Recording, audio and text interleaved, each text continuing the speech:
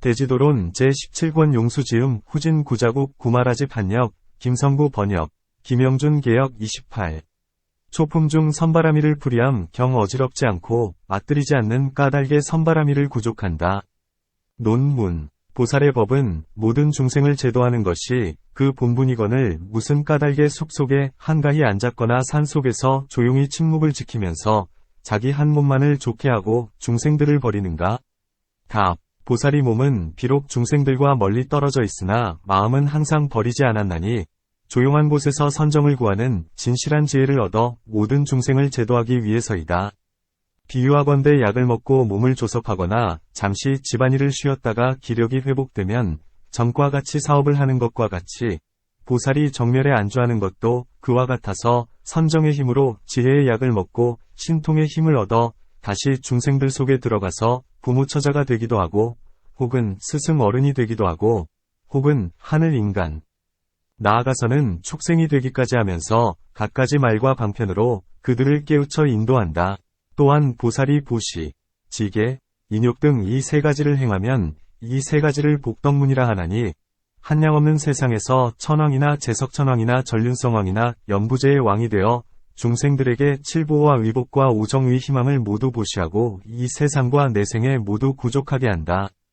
경에 말씀하시기를 전륜성왕이 10가지 선법으로 백성들을 가르쳐서 모두가 하늘에 태어나게 하고 세상에서 중생을 이롭게 하여 모두가 쾌락을 얻게 하나 그 쾌락은 무상하여서 나중에 다시 괴로움을 받는다 했다. 보살은 이 때문에 대비심을 내어 항상하고 즐거운 열반으로 중생을 이롭게 하고자 한다. 이 항상하고 즐거운 열반은 진실한 지혜로부터 생기고 진실한 지혜는 하나의 대상에 집중하는 선정에서 생긴다. 비유하건대 등을 켜면 등불이 능히 비추기는 하나 센 바람에서는 작용을 하지 못한다. 그렇지만 밀실에다 두면 그 작용이 완전한 것과 같다. 흩어진 마음속의 지혜도 그와 같아서 만일 선정을 위한 고요한 방이 없으면 비록 지혜가 있더라도 그 작용은 온전치 못하다. 선정을 얻어야 진실한 지혜가 생긴다. 그러므로 보살은 비록 중생을 떠나서 멀리 조용한 곳에 있더라도 선정을 얻으면 선정이 청정한 까닭의 지혜도 청정해진다. 비유하건대 기름의 심지, 유주, 가 깨끗하기 때문에 그 광명도 깨끗한 것과 같나니 그러므로 청정한 지혜를 얻고자 하거든 이 선정을 행하여야 된다. 또한 세간에 가까운 일을 구하더라도 마음이 청정하지 못하면 사명을 이루지 못하거늘 하물며 깊디 깊은 불도를 구하는데 어찌 선정이 필요하지 않겠는가? 선정이란 모든 어지러운 마음을 쉬는 것이라 하나니 어지러운 마음이 가벼이 나부끼기는 기러기 털보다 가볍고 달리고 흩어짐이 멈추지 않기는 빨리 지나가는 바람과 같고 제지하기 어렵기는 원숭이보다 더하고 잠시 나타났다가 이내 사라지기는 번개보다 빠르다. 마음의 모습도 이와 같아서 멈추게 할 수 없나니 그것을 제어하려거든 반드시 선정이어야만 한다. 이런 개송이 있다. 선정은 지혜를 지키는 광, 장이고 공덕을 지닌 복받치며 선정은 청정한 물이어서 모든 욕망의 티끌을 씻어주네. 선정은 금강의 투구여서 번뇌의 화살을 막아주나니 무효열반은 얻지 못해도 열반의 기분은 이미 얻는다네. 금강산매를 얻어 번뇌의 산을 부수고 육신통에 힘 얻어 한량없는 인간물이 제도하네. 어지러운 티끌이 태양을 가릴지라도 큰 비가 능히 씻어버리고 각관의 바람이 마음을 산란시키나 선정으로 능히 가라앉히네. 또한 선정은 얻기 어려우니 행자가 일심으로 구하여야 얻을 수 있다. 하늘물이나 선인들도 얻기 어렵거늘 하물며 게으른 범부이겠는가. 부처님께서 니구로나무 밑에 계시는데 마왕의 셋째 딸이 이렇게 개송으로 물었다. 홀로 숲속의 나무 사이에 앉아서 6근이 항상 정묵하신 듯하고 혹은 귀중한 보물을 잃고는 도움도 없이 근심하고 괴로워하는 듯하군요. 얼굴은 세상에서 견줄 리 없건만 항상 눈을 감고 앉았으니 우리들은 의심이 있습니다. 무엇을 구하려 여기에 계시나요? 그때 세종께서 이렇게 개송으로 대답했다. 나는 열반의 맛을 얻었으니 물들은 애욕을 좋아하지 않는다. 안팎의 도적들 이미 제하였으니 너의 아비도 멸하여 물러났도다. 나는 감로의 맛을 얻어 안락하게 숲 사이에 앉아있나니 사랑과 애정에 매인 중생들 그들을 위하여 자애심을 일으키노라. 여기에서 셋째 딸은 부끄러운 생각을 내어 스스로 말하기를 이 사람은 애욕을 여의어서 움직일 수 없도다. 하고는 물러가서 다시는 나타나지 않았다.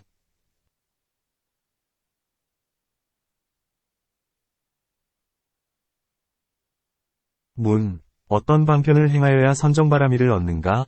답. 5가지 일. 4. 을 물리치고 5가지 법을 제하고 5가지 행을 실천해야 한다. 어떻게 5가지 일을 물리치는가? 반드시 오욕을 꾸짖되 이렇게 생각한다. 가엾도다. 중생들은 항상 오욕에 시달리면서도 오히려 구하기를 맞이 않는구나. 이 오욕이란 것은 얻을수록 더욱 심하니 마치 종기를 불로 뜨는 것과 같다. 오욕은 이익이 없으니 마치 개가 마른 뼈를 핥는 것 같고, 오욕은 다툼을 더하니 마치 새가 고기를 다투는 것 같고, 오욕은 사람을 태우나니 마치 맞바람에 횃불을 잡은 것 같고, 오욕은 사람을 해치나니 마치 독사를 밟은 것 같고, 오욕은 진실이 없으니 꿈에 얻은 바와 같고, 오욕은 오래가지 않으니 마치 잠시 빌린 것 같거늘 세상 사람들은 어리석고 미혹하여 오욕을 탐내되 죽음에 이르기까지 버리지 않다가 그 때문에 오는 세상에 한량없는 고통을 받는다. 마치 어리석은 사람이 좋은 과일을 탐내어 나무에 올라가서 따먹다가 때에 맞추어 내려오지 않았는데 다른 어떤 사람이 그 나무를 베어 나무가 쓰러지자 몸과 머리가 깨어지고 아픔에 시달리다가 죽는 것과 같다. 또한 이 오욕은 얻을 때는 잠깐 즐겁다가 이를 때는 몹시 괴롭나니 마치 꿀을 바른 칼날을 하르면 단맛에 빠져 혀를 상하는 줄은 알지 못하는 것과 같다. 오욕의 법은 축생들과 똑같이 가지고 있나니 지혜로운 이는 알고서 능히 멀리 여긴다. 이런 이야기가 있다. 어떤 우바세가 많은 장사꾼들과 어울려서 멀리 나다니면서 생업을 삼고 있었다. 어느 때 춥고 눈 내리는 밤을 만나 동행을 잃고 어느 석굴 속에 머물게 되었다. 이때 산신이 한 여자로 변해 나타나서 다가오더니 그를 시험해보려고 이렇게 개송으로 말했다. 흰 눈이 산을 뒤덮어 새와 짐승들도 모두 숨었는데 나는 홀로 위지할 곳이 없으니 바라건대 가엾이 여겨주시기를. 우바세는 두 손으로 귀를 가리고 이렇게 개송으로 대답했다. 부끄러움을 모르는 추악한 사람아, 그런 더러운 말을 하는구나. 설령 물에 떠내려가고 불에 타더라도 내 소리를 듣고 싶지 않구나. 내 아내에게도 욕심이 없건을 하물며 삿된 음행을 저지르랴. 모든 욕심의 쾌락은 매우 얕고 커다란 고통의 환난은 매우 깊어라. 욕망은 얻어도 만족 없고 이르면 매우 괴롭건을 얻기 전에는 얻으려 하고 얻고 나면 괴로워하네. 욕망의 쾌락은 매우 적고 근심과 고뇌의 해로움은 매우 많으니 그 때문에 몸과 목숨을 잃음은 나비가 등불에 뛰어드는 것 같네. 산신은 이 개송을 듣자 곧 그 사람을 들어 올려 동행들이 있는 곳으로 데려다 주었다. 이것은 욕망을 허락하지 않도록 지혜로운 이들에게 주의를 주는 얘기이다. 오욕이라 함은 묘한 색, 소리, 냄새, 맛, 촉감이니 선정을 구하려는 이는 응당 모두 버려야 한다. 어떻게 색을 버리는가? 곧 색의 근심을 관찰하는 것이다. 어떤 사람이 색에 집착되면 모든 번뇌결사의 불길이 불붙어서 사람의 몸을 태워버리니 마치 불이 금이나 은을 태우는 것과 같다. 달구어져 끓는 꿀은 비록 모양과 맛은 있으나 몸을 태우고 입을 대인하니 급히 버려야 하는 것이다. 어떤 사람이 묘한 색과 아름다운 맛에 집착되는 것도 이와 같다. 좋고 나쁨은 사람에게 있고 색은 일정함이 없다. 어떻게 그런 줄 아는가? 예컨대 멀리서 사랑스런 사람을 보면 곧 기쁘고 애착하는 마음을 내고 멀리서 미워하는 사람을 보면 곧 성내는 마음과 싫어하는 마음을 내며 그 중간 정도의 사람을 보면 성을 내지도 않고 기뻐하지도 않는다. 만일 이러한 기쁨과 성냄을 여의고자 하면 삿된 생각과 색욕을 제거해 둘을 동시에 버려야 한다. 비유하건대 금을 녹인 물에 몸을 데인 것과 같으니 뜨거움을 제하려는데 불만을 제하고 금은 그대로 둘 수는 없는 일이다. 곧 금과 불을 모두 없애버려야 하는 것이다. 예컨대 빈비사라 왕은 색욕 때문에 자신이 적국에 들어가서 홀로 아범바라 음녀의 방에 있었고 우진왕은 색욕 때문에 500선인의 손과 발을 잘랐다. 이러한 갖가지 인연을 일컬어 색을 꾸짖는다 하는 것이다. 어떻게 소리를 꾸짖는가? 소리의 모습은 머물지 않아서 잠깐 들렸다가는 곧 사라지거늘 어리석은 사람들은 소리의 모습이 무상하게 변하여 없어지는 것임을 알지 못하기 때문에 음성에 대하여 망념되이 좋다, 즐겁다라는 생각을 내고 이미 지나간 소리를 생각하며 집착을 낸다. 예컨대 500사람의 선인들이 산중에서 머물고 있었는데 견달아 아가씨가 설산 기슭의 못에서 목욕을 하면서 노래를 부르는 것을 듣자 곧 선정을 잃고 마음이 취하여 미친 듯이 헤매며 스스로를 지탱하지 못한 일이 있다. 비유하건대 큰 바람이 불어 숲 속의 나무들을 요동치게 한 것과 같으니 견달아 아가씨가 부르는 묘하고 부드럽고 맑은 노래소리를 듣고는 삿된 생각을 내었기 때문에 자신의 마음이 미쳐있는 것을 눈치챌 수 없었다. 그들은 금생에서는 모든 공덕을 잃어버리고 내생에는 악도에 떨어지게 될 것이다. 지혜 있는 사람은 소리가 생각마다 생멸하여 앞과 뒤의 것이 함께하지 못하며 서로 미치지도 못하는 것임을 관찰하나니 이렇게 알면 더러운 집착을 내지 않는다. 이런 사람은 여러 하늘들의 음악도 그의 마음을 흔들지 못하거늘 하물며 인간의 소리이겠는가. 이러한 갖가지 인연을 일컬어 소리의 욕망을 꾸짖는다 한다. 어떻게 냄새를 꾸짖는가? 사람들은 생각하기를 냄새에 집착되는 것은 죄가 없다 하고는 냄새에 물들고 애착되어 번뇌의 문을 여나니 비록 100년 동안 계행을 지니다가도 일시에 몽땅 무너뜨린다. 예컨대 어떤 아라한이 항상 용궁에 들어가서 밥을 먹고 돌아와서 사미에게 바루를 주어 씻으라 했다. 바루에는 남은 밥풀 몇 알이 있었는데 사미가 냄새를 맡아보니 몹시 향기로웠고 먹어보니 매우 맛이 좋았다. 그는 곧 꾀를 써서 스승의 승상 밑으로 들어가서 두 손으로 침대 다리를 꼭 쥐고 있었다. 그리고 그 스승이 갈 때가 되자 침대에 붙어 함께 용궁으로 들어가게 되었다. 용이 말하기를 이 아이는 아직 돌을 얻지 못했는데 어찌하여 데리고 왔습니까? 하니 스승이 대답하길 나는 모르는 일입니다. 라고 하였다.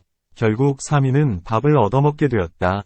또한 매우 예쁘고 견줄이 없는 향취를 내는 용녀를 보고는 크게 마음이 애착된 나머지 맹세하기를 내가 복을 지어서 이 용의 궁전을 빼앗아 살리라 했다. 그때 용이 말했다. 다시는 이 아이를 데리고 오지 마시오. 사미는 돌아오자 일심으로 보시와 지게에 힘쓰면서 소원하는 일이 빨리 이루어지기를 애써 구하여 빨리 용이 되기만을 기다렸다. 어느 때 사미가 절을 도는데 자기의 발바닥에서 물이 나오는 것을 보자 틀림없이 용이 될 것을 확신했다. 그러자 곧장 자신의 스승이 전부터 용궁으로 들어가던 큰 못가로 가서 가사자락으로 머리를 덮고는 물로 뛰어들었다. 그 복덕의 힘이 컸기에 그는 죽어서 곧 죽어서 용이 되었는데 여기에서 본래의 용을 죽이니 온 못이 피로 붉게 변했다. 이렇게 되기 전부터 여러 스승들과 대중이 사미에게 꾸짖었지만 사미는 말했다. 내 마음은 이미 결정되었고 이제 그 조짐이 보이고 있습니다. 이때의 스승은 여러 승려들을 데리고 못으로 가서 그 모양을 보았다. 이러한 인연은 냄새에 집착되었기 때문이다. 또한 어떤 비구가 숲속 연못가를 거닐다가 연꽃 향기를 맡았는데 좋아하는 마음이 지나쳐 애착심을 일으키게 되었다. 이때 못의 신, 지신이 그에게 말했다. 그대는 어찌하여 저 숲속에 조용히 앉아 참선하던 자리를 버리고 와서 나의 향기를 훔치느냐. 왜냐하면 향기에 집착하는 까닭에 모든 결사가 일어나기 때문이었다. 어느 때 다시 다른 사람이 와서 못에 들어가 그 꽃을 많이 꺾고 그 뿌리를 캐어 아주 어지럽게 해놓고는 가버렸다. 그런데 지신은 아무런 말도 하지 않았다. 이에 비구가 말했다. 저 사람은 그대의 못을 파괴하고 그대의 꽃을 꺾어가도 그대는 아무런 말도 없으면서 어찌하여 나는 못가에서 걷기만 하였는데도 나의 향기를 훔치느냐며 꾸짖는가? 지신이 대답했다. 세상의 악인들은 항상 죄악의 분뇨 속에 빠져 더러움이 머리까지 묻었으므로 나는 그들에게 말하지 않는다. 그러나 그대는 선정을 닦는 훌륭한 사람인데 이 냄새에 집착해 그대의 좋은 일을 무너뜨리고 있다. 그러므로 그대를 꾸짖는 것이다. 비유하건대 희고 고운 비단에 더러운 것이 한 점만 묻어도 여러 사람이 다 보거니와 저 악인은 마치 검정 옷에 먹을 떨어뜨린 것과 같아서 누구에게도 보이지 않는다. 그러니 누가 묻겠는가? 이러한 갖가지 인연을 일컬어 냄새에 욕심을 꾸짖는다 하는 것이다. 어떻게 맛을 꾸짖는가? 마땅히 스스로 이렇게 각오해야 한다. 나는 맛난 맛을 탐내고 집착하기 때문에 묻 괴로움을 받으며 굴이 녹인 물을 마시거나 뜨겁게 달군 무쇠알을 먹게 되리라. 만일 바르게 먹는 법을 관찰하지 않고 즐기는 마음만으로 굳게 집착되면 구더기, 부정회로 태어나게 되리라. 예컨대 어떤 사미가 항상 타락, 낙을 좋아하였는데 시주들이 스님들께 타락 공양을 올릴 때면 사미는 윌에 남은 찌꺼기를 얻어 몹시 좋아하여 그 곁을 떠나지 못하더니 목숨이 다하여 그 타락 찌꺼기가 있는 병 속에 태어났다. 나중에 사미의 스승이 아라한의 돌을 얻었는데 대중이 타락을 나눌 때엔 말했다. 조심조심해서 이 타락을 즐기는 사미를 다치지 않게 하라. 사람들이 물었다. 이것은 벌레인데 어찌하여 타락을 즐기는 사미라 하십니까? 이에 스승이 대답했다. 이 벌레는 본래 나의 사미였는데 타락 찌꺼기를 탐내고 애착했기 때문에 이 병 안에 태어난 것이다. 스승이 자기 몫의 타락을 얻으면 벌레가 병 안에 있다가 나타나는데 스승은 타락에 애착하던 사람아, 무엇하러 왔느냐? 라고 말하며 타락을 주는 것이었다. 또한 월불이라는 국왕에게 태자가 있었다. 그는 향기로운 맛을 몹시 좋아하니 왕의 정원을 지키는 사람이 있어 날마다 좋은 과일을 따서 보내주었다. 그 과수원 안에는 큰 나무가 있었는데 나무 위에 새가 둥지를 짓고 새끼를 기르고 있었다. 어미 새는 항상 향산으로 날아가서 좋고 향기로운 과일을 물어다가 새끼를 먹였다. 어느 때 새끼들이 다투다가 과일 하나를 땅에 떨어뜨리니 정원지기는 이른 아침에 나왔다가 그것을 보고 매우 신기하게 여겨 곧 왕에게로 보냈다. 왕은 이 과일의 빛과 냄새가 매우 이상한 것을 소중히 여겼다. 그런데 태자가 보자마자 달라고 했다. 왕은 자식을 사랑하는 까닭에 주었더니 태자는 그 과일을 먹자 맛에 반해 물들은 마음으로 깊이 집착되어 날마다 달라고 했다. 왕은 정원지기를 불러 그 과일의 출처를 물으니 정원지기가 대답했다. 이 과일은 종자가 없습니다. 그저 땅에서 얻었을 뿐 온 곳은 모릅니다. 태자는 더욱 울면서 음식을 먹지도 않으니 왕은 정원지기에게 재촉했다. 그대가 그것을 구해다오. 과수원지기가 본래 과일 얻은 자리에 가서 살펴보다가 새둥지가 있는 것을 보고는 새가 물고 온 것임을 알았다. 그는 곧 몸을 숨기고 나무로 올라가서 몰래 빼앗으려고 기다렸다. 그리고는 어미 새가 돌아오자마자 즉시 그 과일을 빼앗아 왕에게 보냈다. 날마다 이렇게 하니 화가 난 어미 새는 향산으로 가서 도끼 있는 과일을 가져왔는데 향기와 맛과 빛깔이 앞의 것과 완전히 같았다. 정원지기는 그것을 빼앗아 왕에게 보냈고 왕은 태자에게 주었다. 태자가 그것을 먹자 오래지 않아 몸이 붓고 뭉그러지더니 죽어버렸다. 맛에 집착되면 이렇게 몸을 잃는 고통이 있는 것이다. 이러한 갖가지 인연을 일컬어 맛의 욕심에 집착함을 꾸짖는다 하는 것이다. 어떻게 다임을 꾸짖는가? 이 다임은 모든 허물을 내는 원인이며 마음을 속박하는 근본이다. 그것은 왜냐하면 나머지 네 감정은 제각기 자기의 몫이 있지만 이 다임은 온몸에 두루하여 생기는 곳이 넓기 때문에 물들은 집착을 많이 내기 때문이다. 이 집착은 여의기 어렵다. 어떻게 그런 줄 아는가? 예컨대 어떤 사람이 몸에 부정한 36종의 관법을 닦아서 싫어하는 마음을 내면서도 다임에 의해 집착하는 마음을 내었다. 비록 그것이 부정함을 알면서도 그 보드랍고 연함을 탐내므로 아무리 부정함을 관찰하여도 이익이 없었다. 그러므로 여의기 어렵다. 또한 버리기 어렵기 때문에 항상 무거운 죄를 짓다가 지옥에 떨어진다. 지옥에는 두 부분이 있는데 하나는 한빙이요. 또한 하나는 염화이다. 이 두 큰 지옥에는 모두가 몸의 다임 때문에 죄를 받아 고통이 만갈래나 되나니 이 다임은 매우 어두운 곳이라 하며 위험하고 험난한 곳이라 한다. 또한 나후라모 본생경에는 이런 얘기가 있다. 석가모니보살에게는 두 부인이 있었으니 한 사람은 구비하여 또한 한 사람은 야수다라였다. 야수다라는 나후라의 어머니이다. 구비야 부인은 보녀이었기에 아이를 뵈지 못했다. 야수다라 부인은 보살이 출가하시는 날 저녁에 태기를 느꼈다. 보살이 출가해서 6년 동안 고행하였는데 야수다라 또한 6년 동안 임신한 채 몸을 풀지 않았다. 이에 석가족 사람들, 석시, 따져 물었다. 보살은 출가하셨는데 어째서 이런 일이 있는가? 나는 죄가 없습니다. 내가 가진 아기는 분명히 태자의 아기입니다. 어째서 오래도록 아기를 낳지 않았는가? 나도 모를 일입니다. 이에 석가족 사람들이 모여 위논한 끝에 왕에게 알리고 법답게 다스릴 것을 건의했다. 이때 구비야 부인이 왕에게 사례었다. 관대히 용서하시옵소서. 제가 항상 야수다라와 거처했으니 저는 그녀의 죄 없음을 증명합니다. 아기를 낳은 뒤 아비를 닮았는지의 여부를 살피신 뒤에 다스려도 늦지 않으실 것입니다.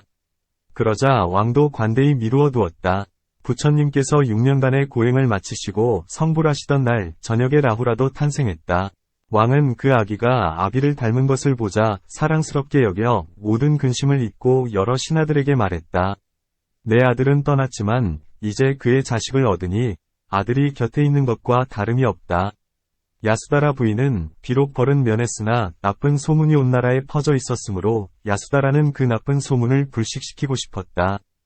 부처님께서 도를 얻으신 뒤 가비라바에 돌아와 석가족 사람들을 제도하셨는데 이때 정반왕과 야수다라 부인은 매일 부처님을 궁안으로 청하여 공양을 올렸다.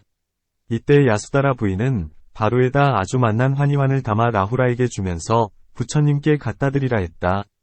이때 부처님께서는 신통력으로 500아라한들의 모습을 모두 부처님과 똑같아 차이가 없게 하셨다. 라후라는 이때 7살이었지만 환희환을 들고 곧장 부처님 앞으로 나아가더니 바쳤다. 이때 부처님께서 신통력을 거두시어 비구들은 제 모습으로 돌아가게 하시니 모두가 빈 바로로 앉았는데 부처님의 바로에만 환희환이 가득했다. 야수다라는 왕에게 말했다. 이것을 보건대 저의 무죄가 증명되옵니다. 이어 부처님께 여쭈었다. 제가 무슨 인연으로 6년 동안이나 아기를 베고 있었는지요? 부처님께서는 이렇게 대답하셨다. 그대의 아들 라후라는 아주 오랜 옛날의 국왕이었는데 오신통을 얻은 어떤 선인이 그 왕국에 들어와서는 왕법은 도적을 벌주시니 부디 저의 죄를 다스려 주십시오라고 말했느니라. 이에 왕이 물었느니라. 그대에게 무슨 죄가 있는가? 저는 왕의 나라에 들어와서 주지 않는 것을 가졌습니다. 왕의 물을 마셨고 왕의 양지로 이를 닦았습니다. 내가 준 것이거늘 무슨 죄가 있겠는가? 내가 왕위에 오를 때에 물과 양지 모두를 여러 사람에게 쓰도록 허락했노라. 왕께서 비록 주신 것이지만 제가 마음속에 품은 죄는 없어지지 않습니다. 바라건대 저를 벌주시어 다음에 다시 죄가 생기지 않게 하여 주시옵소서. 이에 왕이 말하기를 그대가 꼭 그렇게 원한다면 내가 잠시 안에 들어갔다가 나올 때까지 기다리거라 하고는 궁으로 들어가서 6일 동안이나 나오지 않았으니 선인은 왕의 뜰에서 6일 동안을 아무것도 마시거나 먹지 못했느니라. 이에 선인은 이 왕께서 바로 이것으로 나의 죄를 다스리시는구나 라고 생각했느니라. 그런데 왕은 6일이 지나서야 나오더니 선인에게 내가 깜빡 잊었을 뿐이니 탓하지 마시오라며 사과했느니라. 이런 인연으로 500생 동안 사막도의 죄를 받았고 500생 동안 항상 어머니의 뱃속에 6년간을 있었으니 이런 증거에 의하여 야수다라에게 죄가 없음이 입증됐느니라. 이때 세종께서 공양을 마치고 자리를 떠서 나가시니 야수다라는 섭섭한 생각이 들었다. 이렇게 좋으신 분은 세상에서도 만나기 어려운데 내 이제 만났다가 다시 영원히 잃는구나. 세종께서 앉으셨을 때엔 똑바로 쳐다보아 눈도 깜빡이지 않았고 나간 뒤에는 그 뒤를 조차 지켜보다가 멀리 사라진 뒤에야 멈추고서는 크게 한탄했다. 서운한 생각이 일어날 때마다 땅에 쓰러져 기절하니 곁에 사람들이 물을 부어주어야 다시 깨어났다. 항상 혼자서 골똘히 생각하기를 천하에서 누가 나를 위해 주술을 잘 부려서 그 마음을 돌려 본래의 마음으로 돌아오게 해서 전과 같이 즐겁게 만들어주겠는가 하고는 칠보에 값진 구슬을 풀어 황금소반 위에 놓고 그것으로 사람을 모집했다. 이때 어떤 범지가 나서서 말했다. 제가 능히 주술을 써서 그의 마음을 돌리겠습니다. 100가지 맛을 내는 환희환을 지어서 약초에다 섞고 주문을 외우면 그 마음이 곧 돌아서서 반드시 다시 오실 것이 틀림없습니다. 야수다라는 그의 말대로 해놓고 사람을 부처님께 보내어 여러 성인들과 함께 왕림해 주시기를 청했다. 부처님께서 왕궁에 드시자 야수다라는 곧 100가지 맛을 내는 환희환을 내어 부처님의 바로에 넣어드렸다. 야수다라는 부처님께서 잡수신 뒤 소원이 이루어져서 처음과 같이 되기를 바랐으나 부처님은 잡수신 뒤에도 아무런 이상도 없이 마음과 눈이 맑고 고요하기만 했다. 야수다라는 생각했다. 아직 아무 변화가 없는 것은 아직 약효가 나타나지 않기 때문일 것이다. 만일 약효가 발동하면 반드시 내 소원은 이루어질 것이다. 부처님께서 공양 드시기를 마치시고 축원을 해주신 뒤 자리에서 일어나 떠나버리시니 야수다라는 생각했다. 약의 힘이 저녁 때가 되어 해가 지면 나타나서 반드시 궁으로 돌아오시리라. 하지만 부처님은 공양하신 뒤 여전히 아무런 이상도 없었다. 이튿날 비구들은 밥을 먹을 시간이 되자 옷을 입고 바로를 들고 성으로 들어가서 걸식을 하다가 이 사실을 자세히 듣고는 더욱 공경하여 말했다.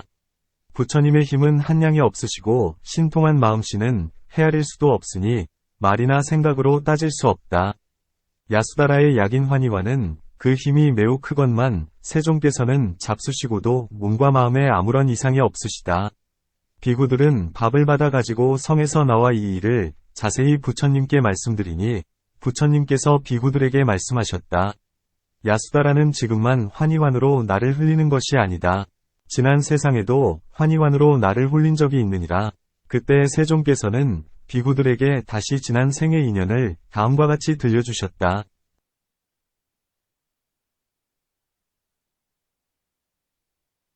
아주 오랜 옛날에 바라네국의 어느 산중에 선인이 있었는데 봄날 목욕탕에서 사슴들이 모여 어울리는 것을 보자 음심이 발동한 나머지 목욕대야에 정액을 흘리고 말았다. 암사슴이 그 정액을 핥아먹고 곧 태기가 있더니 달이 차서 새끼를 낳았는데 형상은 사람 같으나 머리에 뿔 하나가 있고 발은 사슴을 닮았다. 어미사슴은 분만할 때 선인의 암자 근처에 가서 몸을 풀고는 새끼가 사람을 닮았다 하여 선인에게 주고는 가버렸다. 선인이 나왔다가 이 사슴 새끼를 보자 자기의 지난 일을 기억해 보더니 자신의 자식임을 알고는 데리고 가서 길렀다. 차츰 자라남에 따라 부지런히 학문을 가르쳐 18종의 경서에 통달했다. 또한 선정을 배우고 사무량심을 행하니 곧 오신통을 얻었다. 그런데 어느 날 산에 올라갔다가 큰 비를 만났다. 미끄러운 진흙땅에 발이 불편해서 쓰러지면서 물병을 깨뜨리는 바람에 발을 크게 다쳤다. 그는 너무 화가 난 나머지 물병에다 물을 담아놓고는 주술로 축원하여 비가 오지 못하도록 했다. 그 선인의 공덕으로 귀신들이 모두 비가 내리지 못하게 하니 오곡과 오과가 익지 못하고 백성들은 가난에 시달려 살 길이 막막해졌다. 바라네국의 왕은 근심에 젖어 모든 대신들을 모아 비 내리는 일을 위논하게 했는데 밝은 이가 있어 말했다. 제가 일찍이 듣건대 선인들이 사는 산 중에 뿔 하나를 가진 선인이 있다고 합니다. 불편한 다리로 산을 오르다가 그만 미끄러져 발을 다치고는 화가 나서 비가 오지 못하도록 주문으로 축원을 했는데 12년 동안 비가 내리지 않게 했다고 합니다. 왕은 생각했다. 12년이나 비가 오지 않는다면 내 나라는 끝장이다. 백성들은 없어지리라. 왕은 공고를 내렸다. 누구든지 그 선인으로 하여금 신통을 잃고 내게 돌아오게 한다면 내 나라의 반을 나누어 주리라. 이때 바라네국에 선타라는 창녀, 음녀가 있었는데 단정하기 짝이 없었다. 왕의 모집에 응해온 그녀는 사람들에게 물었다. 그는 사람입니까? 아니면 사람이 아닙니까? 선인이 낳은 사람입니다. 만일 사람이라면 내가 능히 무너뜨려 주겠소. 그리고는 금쟁반에다 훌륭한 보물을 담아 가지고 와서 국왕에게 이렇게 말했다.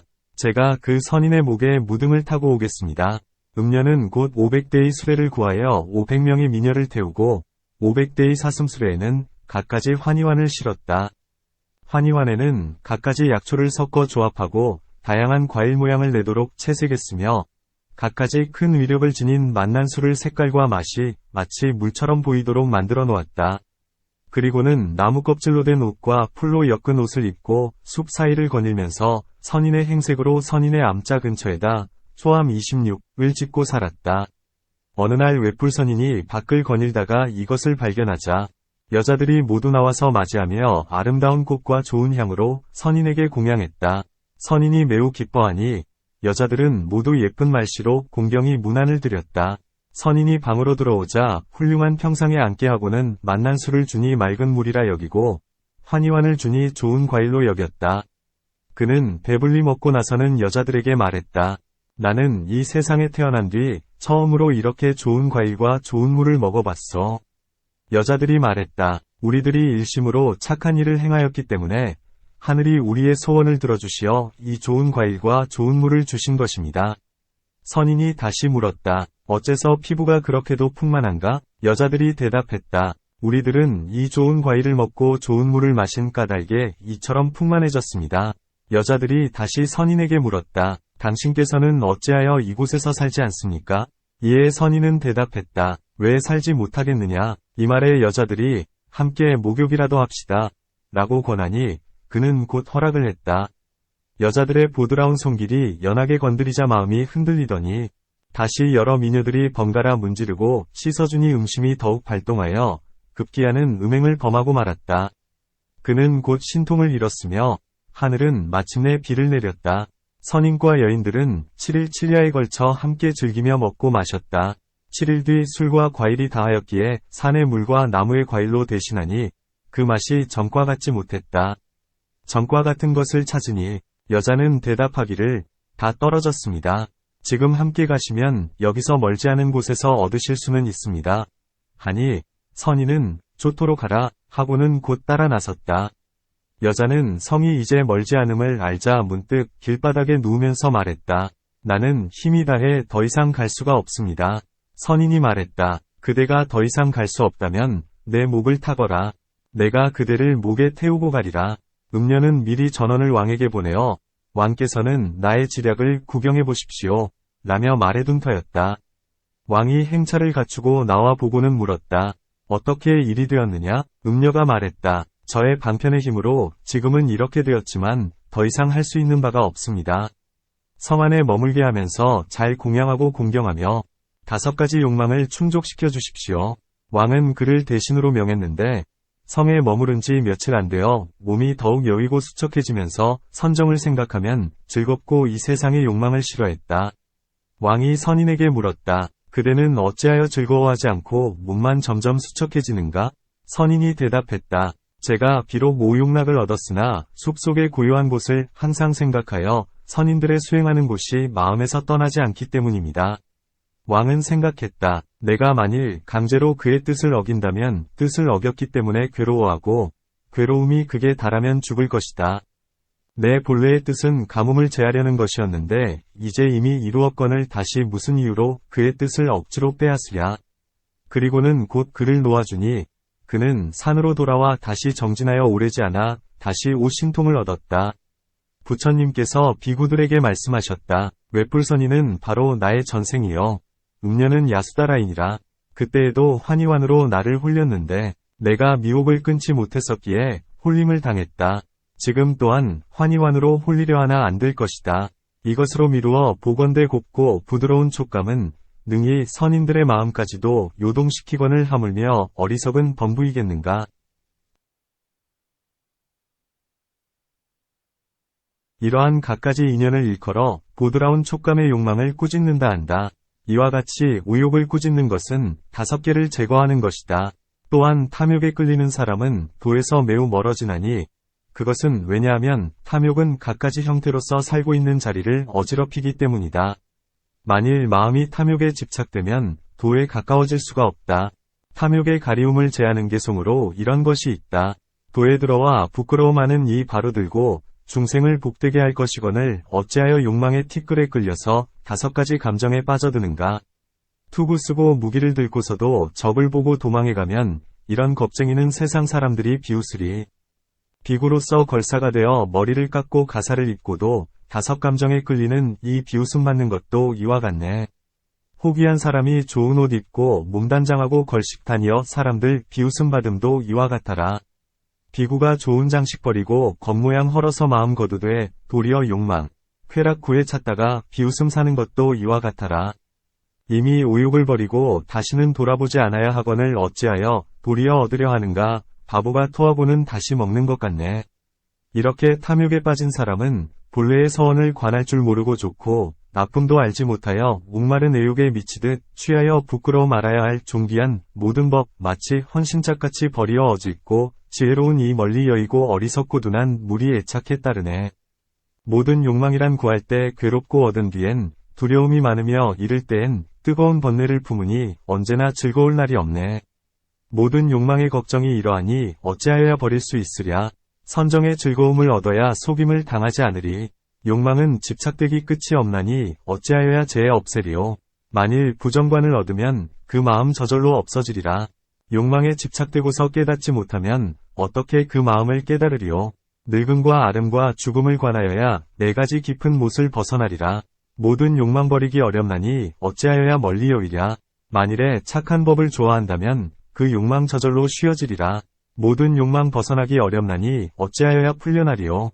몸의 진실한 모습을 관찰하면 그들에게 속박되지 않나니 이러한 모든 관법은 모든 욕망의 불길을 끈다. 비유컨대 큰 비가 쏟아질 때에 들불이 남아나지 않는 것 같네. 이러한 갖가지 인연은 욕망의 가리움을 없앤다. 성냄의 가리움은 모든 착한 법을 잃는 근본이고 악도에 떨어지는 원인이다. 모든 즐거움의 원수이고 착한 마음의 큰 도적이며 모든 나쁜 소리가 모이는 곳이다. 부처님께서 제자들의 성냄을 경책하신 개송에 다음과 같은 것이 있다. 그대여, 생각해보라. 몸을 받을 때나 태에 있을 때 더럽고 나쁜 고통에 갇혔고 태어난 뒤에도 어려움은 많네. 이런 도리 생각하고서도 다시 성냄을 끊지 않으면 이 사람은 분명코 마음없는 무리이리라. 아무런 죄보와 결과도 없고 꾸짖거나 책망하는 이 없어도 응당 참아야 되거늘 하물며 괴로운 과보가 심한 때이랴. 늙음과 안음과 죽음을 아무도 면하지 못함을 관하여 자비한 마음을 일으켜야 되거늘 어찌하여 중생에게 악을 가하랴. 중생들 서로가 원적을 맺어 베고 찌르며 고통을 받거니와 어찌하여 선을 닦는 사람이 덩달아 괴롭히는 짓을 더하랴. 항상 자비를 행하여 안정된 마음으로 선을 닦을지니 삿된 마음 품어 누구 하나 해치지 말라. 만일에 도법을 부지런히 닦으면 해치려는 마음 요동치 않나니 선과 악은 세력이 병존치 못하니 마치 물불이 서로 등지는 것 같네. 성냄이 마음을 덮으면 좋고 나쁨 알지 못하고 이로움과 해로움도 모르며 악도의 고통 두려워할 줄 모르네. 남의 괴로움을 헤아리지 못하고 몸과 마음의 피로함도 느끼지 못하면 먼저 자신이 괴로움의 인을 받고 나중에 딴 사람에게도 미치네.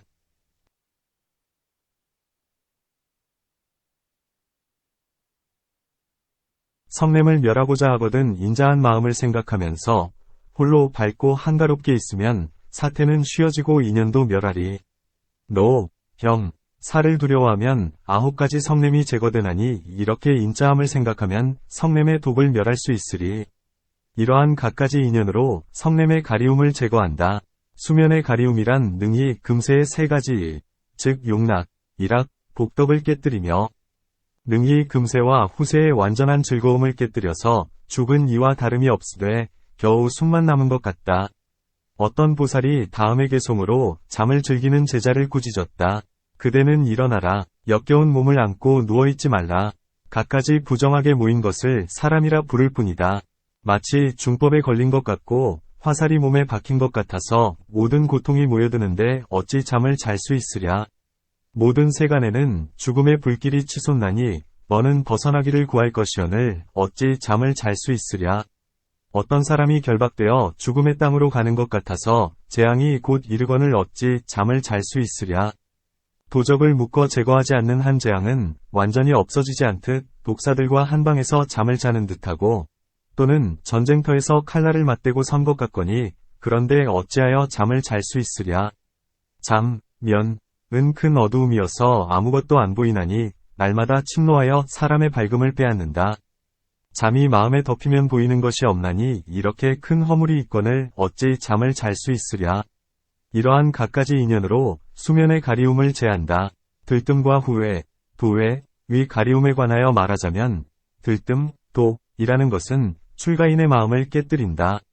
사람들은 마음을 거두어 모아도 머무르지 못하거늘 하물며 들뜨고 산란해지는 경우이겠는가.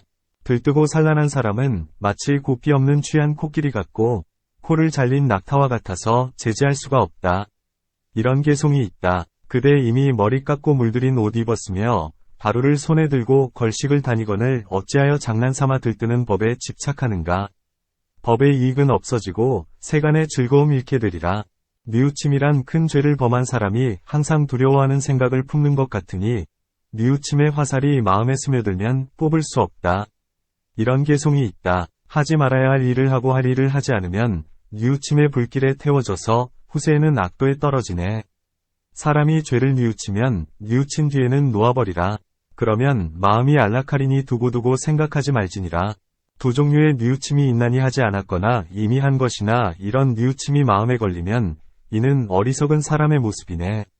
마음을 뉘우치지 않음으로써 하지 말아야 할 일을 하나니 모든 나쁜 일 이미 했으면 하지 않았다고 할 수는 없으리. 이러한 갖가지 인연으로 들뜸과 후회의 가리움을 꾸짖는다. 의심의 가리움이란 의혹이 마음에 덮었기 때문에 모든 법에서 안정된 마음을 얻지 못하나니 안정된 마음이 없으므로 불법에 대하여 아무것도 얻는 바가 없다. 마치 어떤 사람이 보물산에 들어갔을 때 손이 없으면 아무것도 얻지 못하는 것과 같다. 의심의 뜻을 설명한 개송이 있다.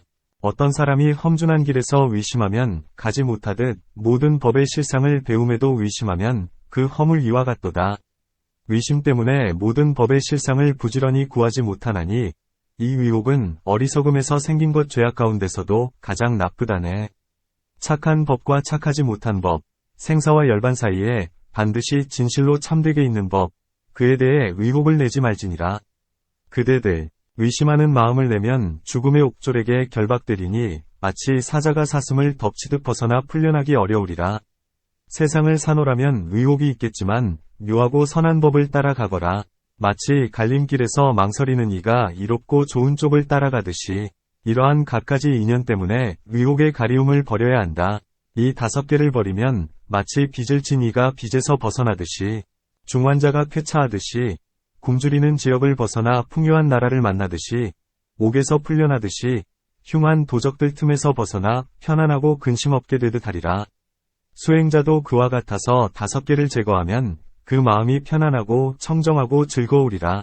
비유하건대 해와 달의 5가지, 즉 햇물이, 연기, 구름, 티끌, 안개가 덮이거나 나후아수라가 손으로 막으면 밝게 비추지 못하는 것 같다. 사람의 마음도 그와 같아서 5개에 덮이면 자신도 이롭게 하지 못하고 남도 이롭게 하지 못한다. 만일 오욕을 꾸짖으면 5개를 제하고 5가지 법, 즉 의욕, 욕, 정진, 기억, 념, 공교로운 지혜, 교회, 한마음을 행할 수 있으리니 이 5가지 법을 행하면 오지를 성취하여 초선을 얻는다. 의욕이라 함은 욕계에서 벗어나서 초선천을 얻고자 하는 것이다.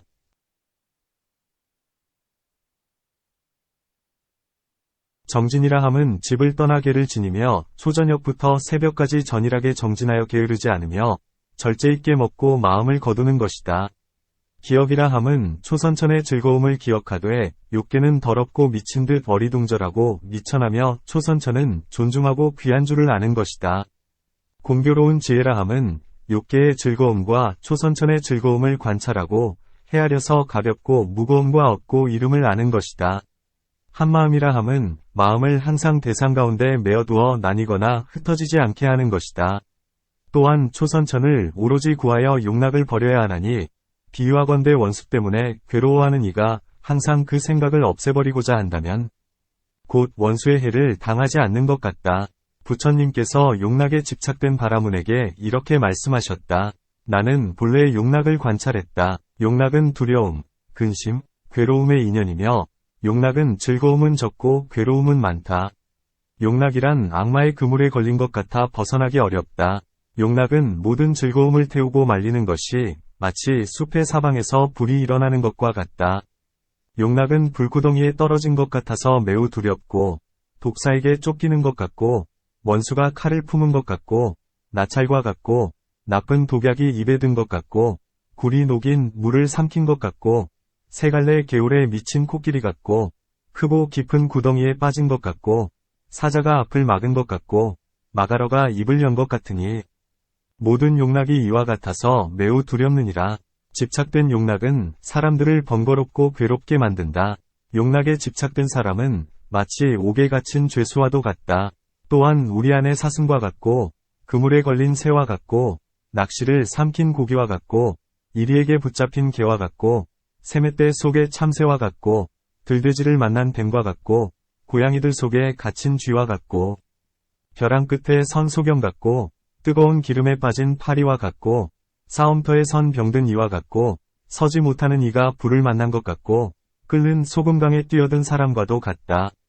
또한 굴 묻은 칼을 핥는 것 같고 내거리에 놓인 산적 같고 얇은 천으로 칼숲, 도림을 가린 것 같고 꽃으로 더러운 것을 덮은 것 같고 풀을 독약 항아리에 바른 것 같고 독사를 담은 광주리 같다. 또한 꾸민 듯 거짓되고 빌린 것 같아서 돌려주어야만 하는 것 같고 헛개비가 아이들을 속이는 것 같고 아지랑이가 실제가 없는 것 같고 큰 물에 빠진 것 같고 마가러의 입으로 들어간 배와 같고 곡식을 해치는 우박과 같고 사람에게 다가오는 벼락과도 같다.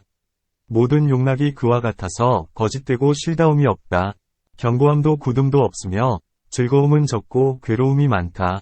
용락은 마구니이니 모든 착한 공덕을 과괴하고 항상 중생들을 포박해서 해치기 때문이다. 이러한 갖가지 비유를 들어 오욕을 꾸짖나니 5개를 제하고 5가지 법을 행하면 초선천에 이르게 된다. 문, 8배사, 8승처, 11체입, 4무량심, 선, 삼매 등 이러한 갖가지 선정은 바람일이라 하지 않거늘 어찌하여 선바람일만을 말하는가? 답. 이 모든 선정은 사유로서 닦는 것. 사유수, 선이란 진나라 말로는 사유수이다. 이다. 그러니 선바람일이라 말하면 일체의 선이 포함되는 것이다. 또한 선은 가장 커서 마치 왕과 같으니 사선이라고 말하면 모든 선정이 다 포함되지만 다른 선정은 그렇지 못하다. 그것은 왜냐하면 이 사선에는 지혜와 선정이 균등하고 즐겁지만 아직 이르지 못한 지위, 미도지, 나 중간지위, 중간지에는 지혜는 많되 선정이 적고 무색계에는 선정은 많으나 지혜가 적기 때문이다. 이러한 곳은 즐겁지 못하다. 마치 수레의 한 바퀴는 강하고 한 바퀴는 약하면 안정되지 못하는 것과 같으니 지혜와 선정이 균등치 못함도 그러하다. 또한 이 사선에는 사등심과 오신통과 배사와 승처와 일체처와 무쟁삼매와 원과 지와 정성과 자재정과 연성과 십사변화심과 반주방과 보살들의 삼매인 수릉엄 등 대략 108종과 부처님들의 삼매인 부동 등 대략 800종과 부처님이 도를 얻으심과 수명을 버리심 등이 있나니 이러한 갖가지 공덕과 묘한 정이 모두 사선에 속한다. 그러므로 선을 일컬어 바람일이라 하고 다른 정은 바람일이라 하지 않는 것이다. 문. 그대는 앞에서 말하기를 오욕을 버리고 5개를 제하고 5가지 법을 행하면 초선정을 얻는다. 고 했다. 그렇다면 어떤 일을 닦고 어떤 도에 의지하여야 초선정을 얻는가? 답. 부정관과 안나반나념 등 모든 선문에 위지하여야 된다. 성경에 이러한 선계가 있다. 요각과 삿된 법을 여위면 각도 있고 관도 있으며 생사를 여위어 기쁘고 즐거우니 이것이 초선정에 드는 것이다. 음욕의 불길을 여인 뒤에는 시원한 선정을 얻게 되나니 사람이 매우 뜨겁고 괴로울 때 서늘한 못에 들면 깊은 것과 같다. 가난한 이가 보물을 얻으면 매우 깊은 느낌이 마음을 움직여 분별하면 그것을 관이라 하니 초선정에 든 것도 그러하니라. 두 법이 마음을 흔드는 줄 알면 비록 착한 법이라도 여위어야 하나니 마치 바닷물이 맑고 고요하면 물결조차 보이지 않는 것 같다. 마치 어떤 이가 편안히 누워 깊이 잠들었을 때 곁에서 누군가가 크게 부르면 그 마음 대단히 어지럽듯이 마음무와 선정에 들어갔을 때 각과 관이 도리어 번거롭나니 그러므로 각과 관을 제해버려야 한 위식의 경지에 들어가리라. 속마음이 청정하기 때문에 선정이 생기어 기쁨을 얻나니 이 두 선정에 들어간 뒤엔 기쁘고 용맹하여 매우 기쁘리. 마음 거두는 일이야말로 으뜸가는 정이니 적연히 아무것도 생각지 않아 근심도 기쁨도 버리려 함이 각과 관을 버리는 마음과 같네. 느낌 때문에 기쁨이 있고 기쁨을 잃으면 근심을 내니 기쁘고 즐거운 느낌을 여의고 생각도 방편도 모두 버리네. 성인이라야 버릴 수 있고 다른 이는 버리기 어렵나니 즐거움이 근심인 줄 알 수 있으면 견해가 요동치 않아 매우 편하리.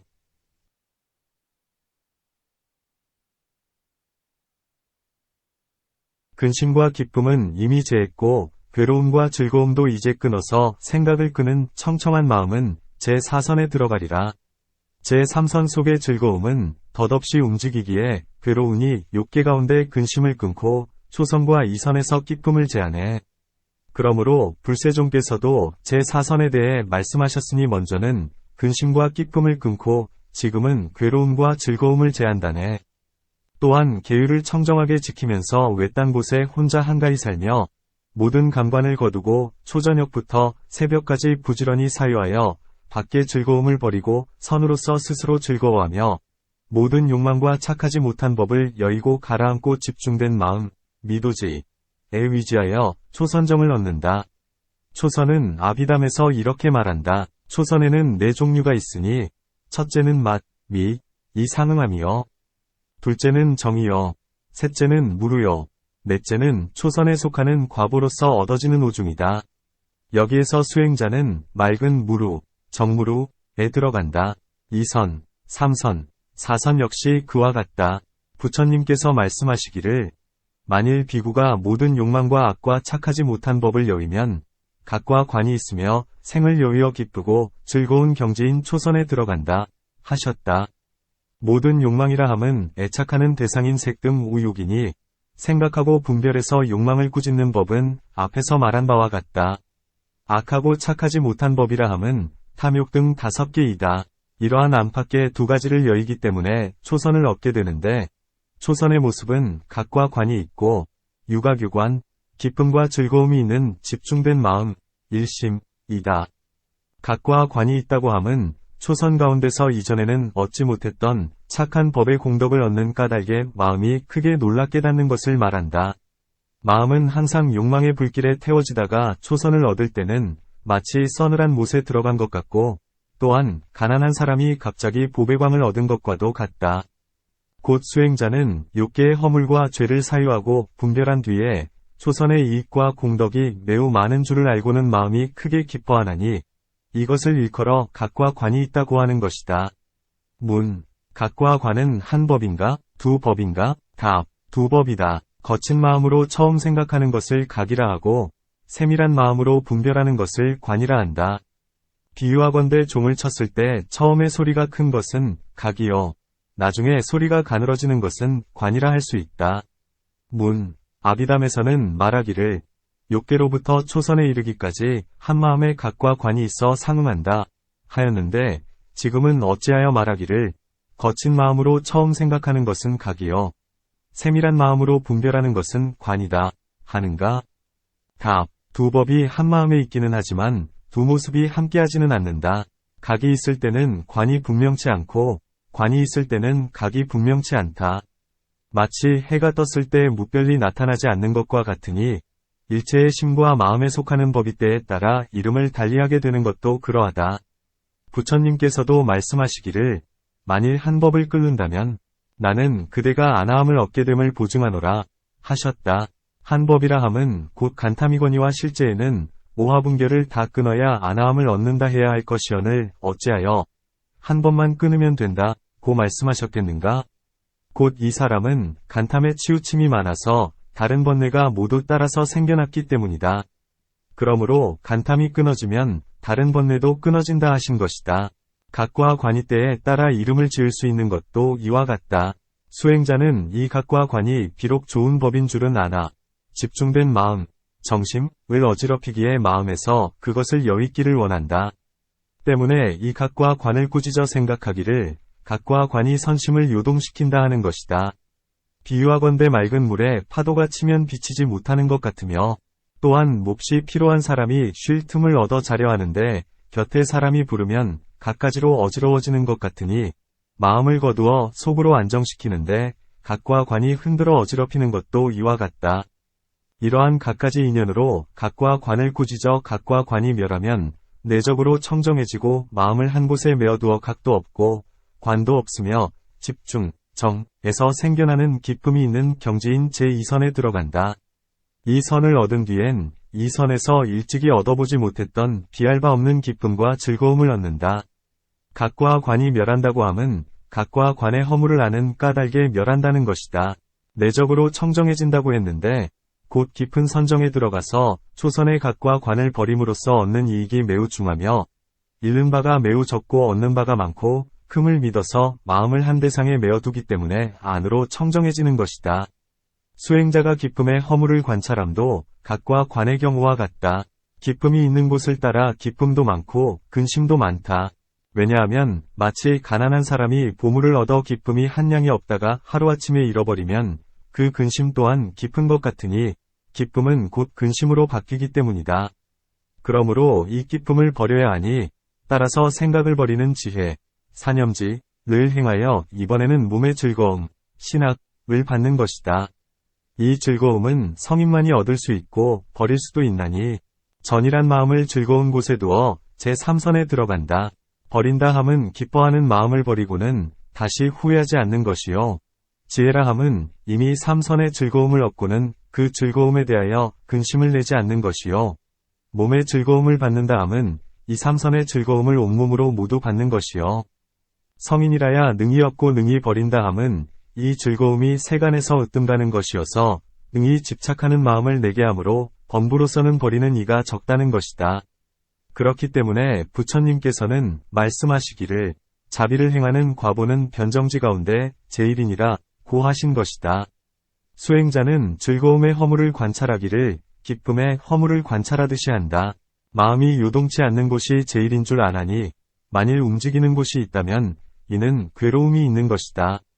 수행자는 제3선천의 즐거움이 요동하기 때문에 움직이지 않는 곳을 구한다. 괴로움과 즐거움을 끊고 먼저 근심과 기쁨을 멸하니 때문에 괴롭지도 않고 즐겁지도 않으며 생각을 버리고 청정한 경지인 제4선에 들어간다. 이 사선에는 괴로움도 없고 즐거움도 없으며 오직 요동치 않는 지혜만이 있다. 이런 까닭에 제4선을 생각을 버린 청정한 경지라고 하는 것이다. 제3선의 즐거움은 움직이기 때문에 괴롭다고 말한다. 그러므로 제4선은 괴로움도 즐거움도 끊어진 곳이라 한다. 부처님께서 말씀하시기를 색상을 초월하여 다른 상을 생각하지 않고 대할 수 있는 상, 유대상을 멸해 무변어공처에 들어간다 하셨다. 이때 수행자는 이렇게 생각하는 것이다. 만일 색이 없다면 주림, 목마름, 추위, 더위의 고통도 없을 것이다. 이 몸의 색은 거칠고 무겁고 가려지고 악하고 거짓되고 속이고 진실되지 않다. 전생부터의 인연이 화합해서 과보로 이 몸을 받았으나 갖가지 괴로움이 머무는 곳이다. 어찌하여야 이 몸의 근심을 면할 수 있을까? 이 몸에 대해 허공을 관해야 하리라. 항상 몸은 공적하여 대바구니, 놈, 같고 시루, 증, 같다고 관하며 항상 생각하기를 버리지 않으면 새끼를 건너서 다시는 몸을 보지 않게 된다 한다. 몸 안이 공하듯이 밖의 색도 그러하나니 이때에 능히 한량 없고 가없는 허공을 관하게 되는 것이다.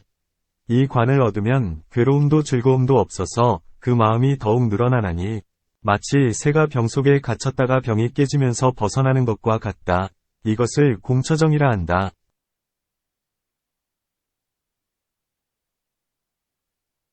이 공은 한량이 없고 끝이 없어서 식을 그 대상으로 삼나니 대상이 많으면 곧 흩어져서 선정을 깨고 만다. 수행자는 허공의 반연, 허공연, 인느낌, 수, 생각, 상, 지어감, 항, 분별, 식을 병 같고 종기 같고 상처 같고 가시 같아서 무상하고 괴롭고 공하고 나가 없고 속이는 것이어서 화합하면 있을지언정 실제로 있는 것이 아니라고 관찰한다. 이와 같이 생각하고 나서는 허공의 대상을 버리고 다만 식만을 대상으로 삼는다. 그렇다면 어떻게 반연하는가? 곧 현전의 식을 반연하고 과거, 미래에 한량없고 끝없는 식을 반연하나니 이 식은 한량없고 끝이 없다. 마치 허공이 한량없고 끝없는 것과 같으니 이것을 일컬어 식처정이라 한다. 이 식은 한없고 끝이 없어 식으로서 반연하나니 식이 많으면 흩어져서 선정이 깨어진다. 수행자는 이 식의 대상인 느낌, 생각, 지어감, 분별이 병 같고 종기 같고 상처 같고 가시 같아서 무상하고 괴롭고 나 없고 속이는 것이어서 화합하면 있을지언정 실제로 있는 것이 아니라고 관찰한다. 이렇게 관찰하고는 식의 모습을 깨뜨리나니 이는 식처를 질책하고 무소유처를 찬탄하는 것이다. 그리고는 모든 식의 모습을 깨뜨리고 무소유의 마음을 메어두니 이것을 무소유처정이라 한다. 무소유처의 대상인 느낌, 생각, 지어감, 분별은 병, 종기, 상처, 가시 같아서 괴롭고 공하고 나 없고 속이는 것이어서 화합하면 있을지언정 실제로 있는 것이 아님을 관찰한다. 이와 같이 사유에 보건대, 생각 없는 곳은 종기 같고 생각 있는 곳도 병, 종기, 상처, 가시와 같으니 제일 묘한 곳은 바로 비유상비무상처가 된다. 문, 비유상비무상처에도 느낌, 생각, 지어감, 분별이 있거늘 어찌하여 비유상비무상이라 하는가? 답, 여기에는 생각은 있으나 미세하여 느끼기 어려운 까닭의 비유상이라 하고 생각이 있는 까닭의 비무상이라 한다. 범부들의 마음에는 모든 법의 실상을 얻었노라 하고 이것을 열반으로 삼는다. 불법 가운데에서는 비록 생각 있는 경계인 줄은 알지만 그 본래의 이름에 위거해 비유상비무상처라 한다. 문, 어떤 것이 무상인가? 답, 무상에는 세 종류가 있으니 첫째는 무상정이요. 둘째는 멸수정이요, 셋째는 무상천이다. 범부는 마음을 멸하고자 무상정에 들고, 불제자는 마음을 멸하고자 멸수정에 든다. 이들 선정에는 두 종류가 있나니 유루와 무루이다. 유루는 범부들의 행인이 위에서 말한 바와 같고, 무루는 16성자의 행위다. 유루의 도에서는 위의 지위에 의해서 아래 지위의 욕망을 여의고, 무루의 도에서는 자기 지위의 욕망과 윗 지위의 욕망을 여인다. 이런 까닭의 범부는 유정처에서는 욕망을 여의지 못하나니 더 높은 지위가 없기 때문이다.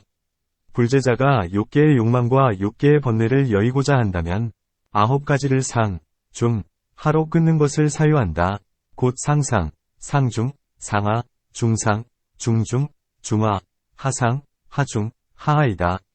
이 9가지를 끊는 까닭의 불제자가 유로의 도에 의지하여 초선을 얻고자 하면 이때 미도지인 구무의도와 8해탈도 매 지위마다에서 수행이 끝나는 과정 44에서는 현재에는 유로의 도를 닦고 미래에는 유로의 도와 무로의 도를 닦으며 제9위 해탈도에서는 아직 이르지 못한 경지에서 현재에는 유로의 도를 닦고 미래에는 아직 이르지 못한 경지의 유로, 무로의 도와 초선의 경지의 유로를 닦는다. 무로의 도에 의하여 초선을 얻고자 할 때도 이와 같다. 만일 무로의 도에 의하여 초선의 욕망을 여의고자 한다면 제2선의 경지에 속하는 구무의도와 8해탈도에서 현재에는 이 선의 경지에 속하는 유로를 닦고 미래에는 이 선의 경지에 속하는 유로의 도를 닦는다. 또한 무로의 초선 및 그 권속을 닦으며 제9해탈도에서는 제2선의 경지에서 현재에는 이 선에 속하는 유로의 도를 닦고 미래에는 이 선의 경지에 속하는 초선의 무루 및 그 권속과 이 선의 깨끗한 무루를 닦는다. 만일 무루의 도에 의하여 초선의 욕망을 여의고자 하면 구무의도와 8해탈도에서 현재에는 자기 경제의 무루의 도를 닦고 미래에는 초선 및 그 권속인 유루, 무루의 도를 닦으며 제9해탈도에서는 현재에는 자기 경제의 무루의 도를 닦고 미래에는 초선 및 그 권속인 유루, 무루의 도와 이 선의 깨끗한 무루를 닦는다. 나아가 무소유처에 이르기까지 욕망을 여의려면 이와 같이 한다. 비유상비무상처에서 욕망을 여의고자 하면 구무의도와 8해탈도에서는 다만 일체의 무루의 도만을 닦고 제9해탈도에서는 3개의 성근과 무루의 도를 닦되 무심정만은 제외한다. 닦음, 수에는 두 종류가 있으니 하나는 득수요, 둘은 행수이다. 득수라 함은 본래 얻지 못했던 것을 지금에야 얻고 오는 세상에 스스로의 일을 닦거나 다른 일도 닦는 것이다. 행수라 함은 이미 얻은 것을 현재에 닦으며 오는 세상에도 그와 같아서 다른 법은 닦지 않는 것이다. 이렇듯 갖가지 선정에 대해 닦아야 한다. 또한 선정의 모습을 간략히 말하건대 23종이 있으니 8미와 8정과 7무루이다. 6가지 인이 있으니 상응인과 공인과 상사인과 변인과 보인과 명인이다. 낱낱 무루가 7무루의 원인이 되는 것이 상사인이요 자기 위에서 늘어나는 것이 상의인이다. 공유인이란 초미정이 초미정의 원인이 되고 후미정이 후미정의 원인이 되는 것이다. 청정함, 정 역시 이와 같다. 4가지 연이 있으니 인연, 차재연, 연연, 증상연이다. 인연이란 앞에서 말한 바와 같다. 초선의 무루정이 차례로 6가지 정을 내나니 첫째는 초선의 깨끗함이요 둘째는 무루이다. 이 선과 3선 역시 그와 같다. 이 선의 무루정이 차례로 8가지 정을 내나니 자기 주위의 깨끗함과 무루, 그리고 초선의 깨끗함과 무루이다. 3선과 4선 역시 그와 같다. 3선의 무루정이 차례로 10가지를 내나니 자기 주위가 둘이요 아래 주위가 넷이요 위의 주위가 넷이다. 제4선과 공처 역시 그와 같다. 식처의 무루정이 차례로 9가지를 내나니 자기 주위가 둘이요 아래 주위가 넷이요 위의 주위가 셋이다. 무소유처의 무루정이 차례로 7가지를 내나니 자기 주위가 둘이요 아래 주위가 넷이요 위의 주위가 하나이다. 비유상비무상처의 청정, 정, 이 차례로 6가지 마음을 내나니 자기 주위가 둘이요 아래 주위가 넷이다.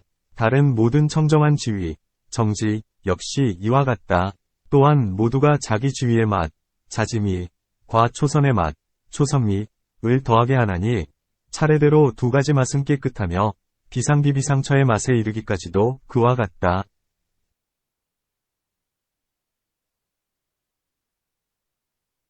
깨끗한 무루의 선은 일체처에서 반연하고 미선은 자기 주위의 맛을 반연하며 또한 깨끗함, 정, 도 반연한다. 사랑함, 애, 은 무루의 반연이 없으므로 무루를 반연하지 않는다.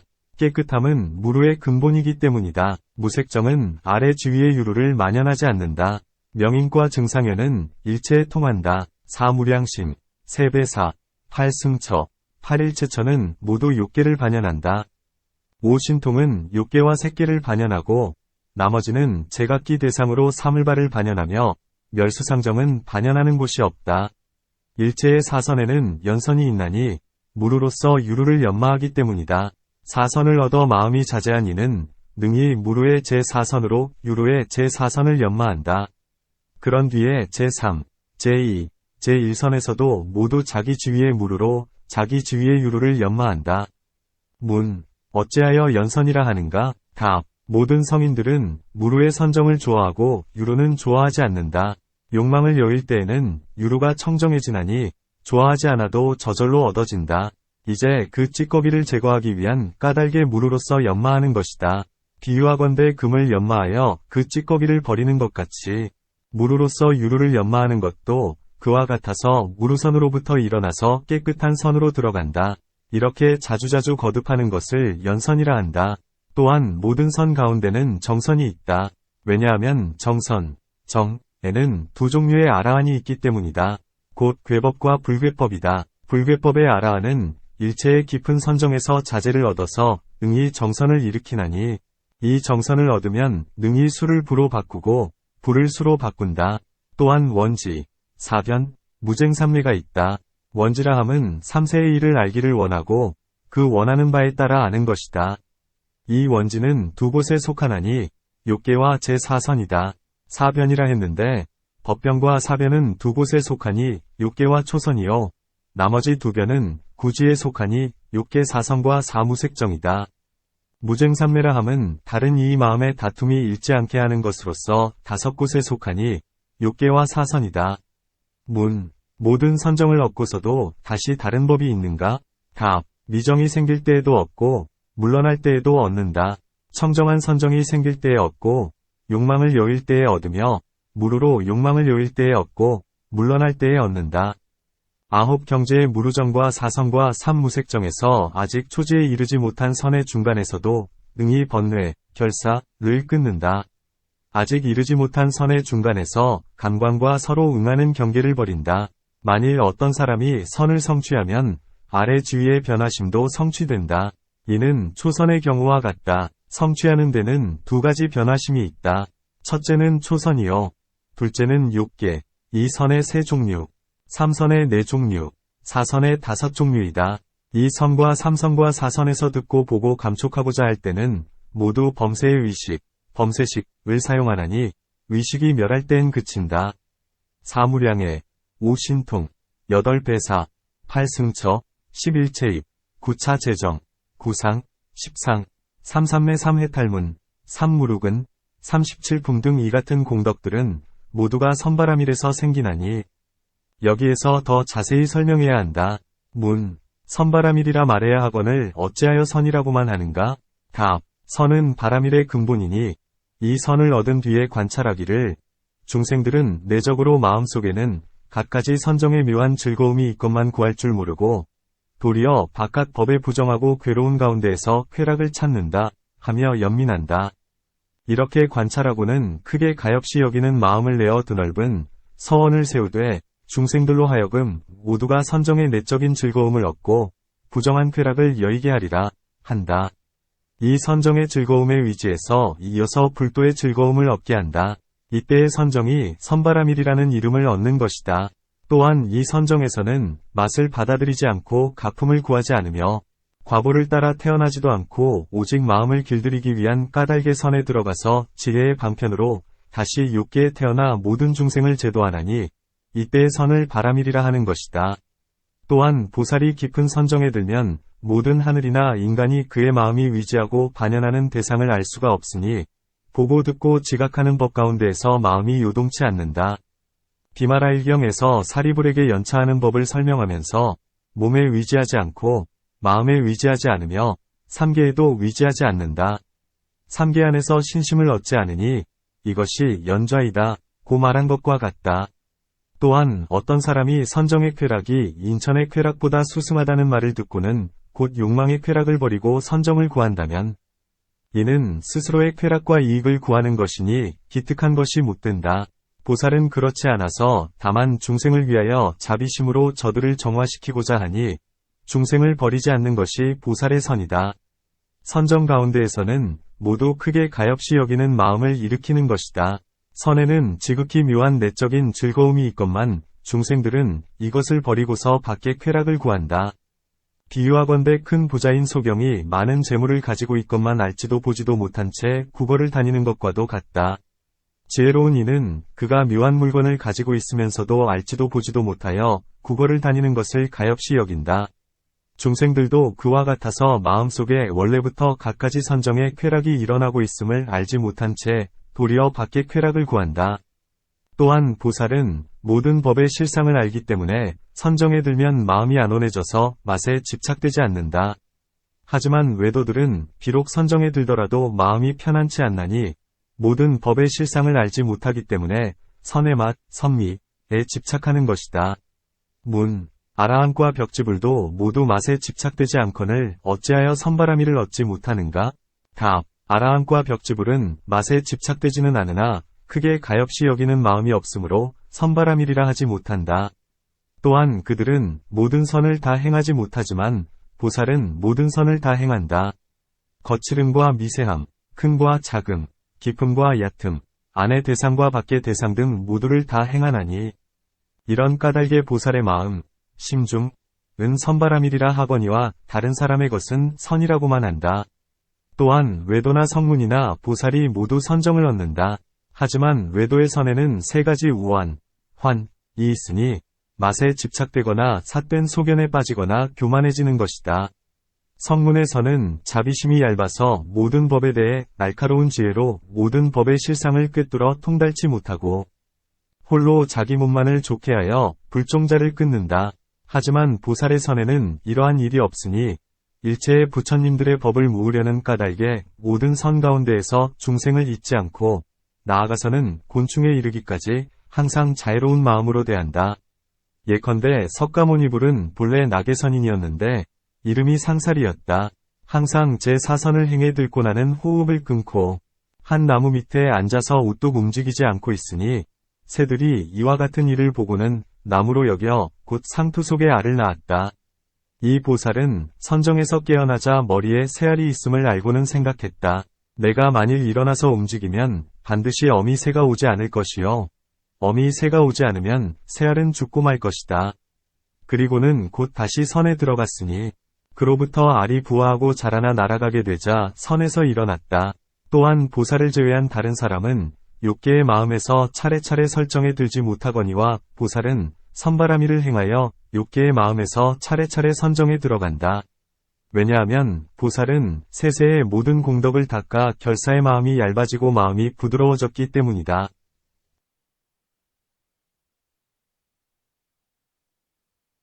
또한 다른 사람은 무상관, 고관, 부정관과 같은 총상의 지혜를 얻어서 능히 욕망을 여의지만 보살은 모든 법 가운데에서 능히 별상을 분별하여 욕망을 여인다.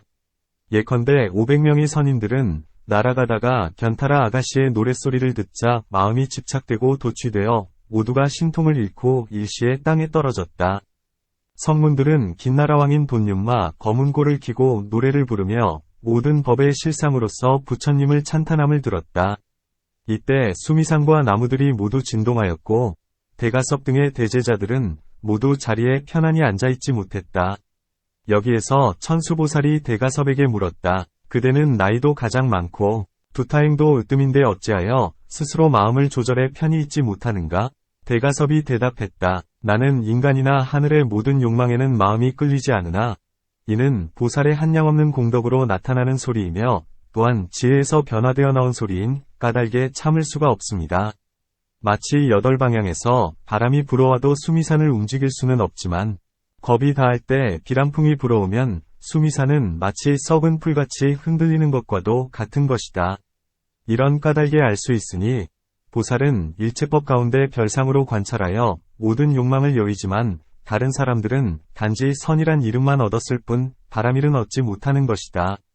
또한 다른 사람은 보살이 들고 나는 선의 마음은 알지만 선에 머무르는 마음이 반연하는 바와 이르는 곳을 알거나 모든 법의 깊고 얕음을 알 수는 없다. 아라한이나 벽지불도 알기 어렵거늘 하물며 다른 사람이겠는가? 비유하건대 코끼리가 물을 건너면 들어갈 때와 나올 때의 발자취는 볼 수 있지만 물 가운데 있을 때의 것은 알 수 없는 것과 같다. 가령 누군가 초선을 얻었을 때 동일한 초선을 얻은 사람은 능히 알 수 있지만 보살이 초선에 든 경지는 알 수가 없다. 어떤 사람이 이 선을 얻었다면 초선의 마음을 관찰하여 분명하게 알 수는 있지만 보살이 초선에 든 마음은 알지 못한다. 비유상비무상처에 이르기까지도 이와 같다. 또한 산매를 뛰어넘을 때 초선에서 일어나서 제3선에 들어가고 제3선에서 일어나서 허공처에 들어가고 허공처에서 일어나서 무소유처에 들어간다. 이승 60은 오직 하나만을 뛰어넘을 뿐 둘은 뛰어넘지 못한다. 하지만 보살은 자유롭게 뛰어넘어서 초선에서 일어나 3선에 들기를 예사롭게 한다. 혹은 제4선에 들기도 하고 공처, 식처, 무소유처, 비유상비무상처에 들기도 하며 혹은 멸수상정에 들기도 하고 멸수상정에서 일어나서 무소유처, 식처, 공처, 사선에 들기도 하고 나아가서는 초선으로 들어가기도 한다. 때로는 하나를 뛰어넘고 혹은 둘이나 셋, 나아가서는 9을 뛰어넘는다.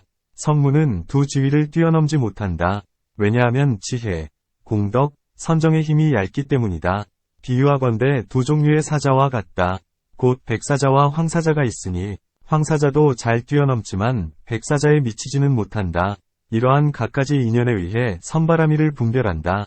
이때 보살은 항상 선정에 들어가서 마음을 거두어 요동치 않으며 각과 관을 일으키지 않는다. 또한 시방의 모든 중생을 위하는 까닭에 한량없는 음성으로 설법해 주어 그들을 제도하나니 이것을 선바라밀이라 한다. 문, 경에 말씀하시기를 먼저 각관의 사유가 있은 뒤에야 응이 설법을 한다, 했다. 선정에 들어가 언어의 생각, 각관이 없다면 설법도 하지 못한다. 그런데 지금 그대는 어찌하여 말하기를 항상 선정 가운데에서 각관을 일으키지 않으면서 중생들을 위하여 설법한다 하는가? 답. 생사하는 사람의 법이란 선정에 들어가 먼저 말로써 언어의 각관을 일으키게 한 뒤에 설법을 한다. 그러나 법신보살은 생사의 몸을 여의고 일체법을 알아 항상 머무르기를 선정의 모습같이 머물며 어지러움이 없음을 본다. 법신보살은 한량없는 몸으로 변화에 나타나서 중생들에게 설법하지만 보살의 마음에는 분별이 없다. 예컨대 마치 아수라의 검은 고와도 같으니 항상 저절로 소리가 나서 마음을 쫓아 올릴 뿐 아무도 검은 고를 켜는 이는 없다. 이것은 또한 마음을 흩어뜨림도 없고 마음을 거둠도 없다. 오직 복덕의 대가로 생겨난 까닭의 사람들의 마음에 따라 소리를 낼 뿐이다.